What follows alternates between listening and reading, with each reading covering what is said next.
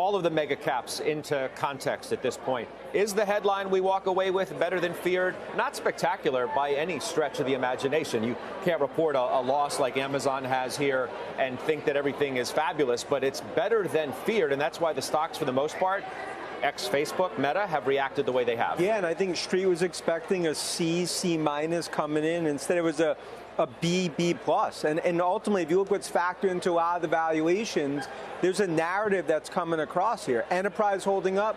Cloud continues to be strong, and even on some of the consumer areas in terms of digital, what we saw with Alphabet and some others, it's a bifurcation that we're seeing.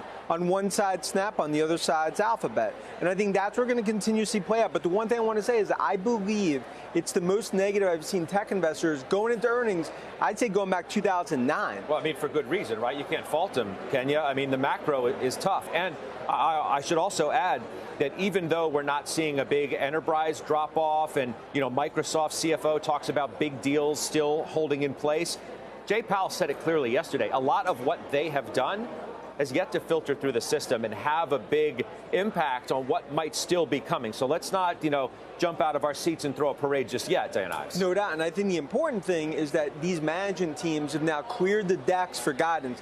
The big reason, especially institutionally speaking, you couldn't really own tech. You felt like numbers cuts didn't happen yet. Now that they've had, now I feel like you start seeing more and more of a green light, not even just in the backdrop, because of where earnings are, you feel like they're hittable and beatable second half numbers. Yeah. Jason Snipe, I mean, important too look, Andy Jassy is going to have to forge his own way and put his own name on where he wants this company to be after it's so long identified as Jeff Bezos' baby. Well, Andy Jassy is at the helm now. They've split the stock. They're moving into this post-pandemic world. What do you want to see from him? They have to cut down expenses. He's made that painfully clear in the most recent months, and we'll hear from them coming up on the call in just a bit.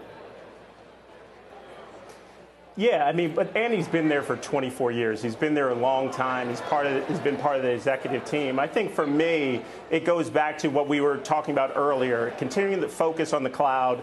Again, that's the engine of the business, and prudent strategy in terms of labor costs and expense management. I think that's going to be very important, and also managing into a normal cycle as it relates to e-commerce. I think that's going to be very important. There was a lot of pull forward throughout the pandemic. Obviously, we're getting back to a more normal environment. How do they pivot into that? I think that's going to be the key moving forward.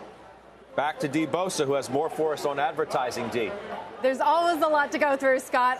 Advertising, of course, Amazon has become a major player, and the effects it's seen certainly from that slowing ad market growth, but not too bad. I'm looking for it right here. Revenue coming in of $8.76 billion. That's growth of 21% year over year. So that's still pretty strong, especially when you compare it to the Twitters and Snaps and Metas. That's slowing from 25% growth last quarter. But remember, this is a now nearly $9 billion per quarter business within Amazon. Also, a little more color on that Rivian loss, Scott.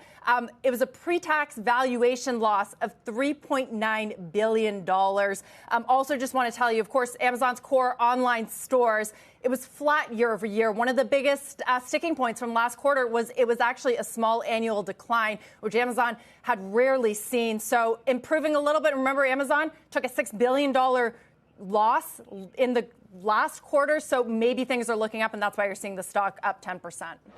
Yeah, Dee, thank you for that. Dan Ives, I mean, who in your universe is managing this challenging environment you think the best thus far? By the way, we haven't even heard from Tim Cook and Apple, which we expect in some 14 minutes from now. I think it's that company in Redmond, because ultimately, if you look what Nadella's done at Microsoft, it's really been almost a tactician approach in terms of cloud, in terms of what we've seen with customers, the expense profile, and I think the second leg of that is going to be Cook and Apple. I think those are the two. We've talked about the two most important earnings, I think, across tech, maybe across the market, were Microsoft as well as Apple. What it's going to show you about demand, as well as what, especially on the supply chain side, what we're seeing for Apple with iPhone 14 around the corner. Lastly, before we take a quick break, this make you comfortable with owning big tech?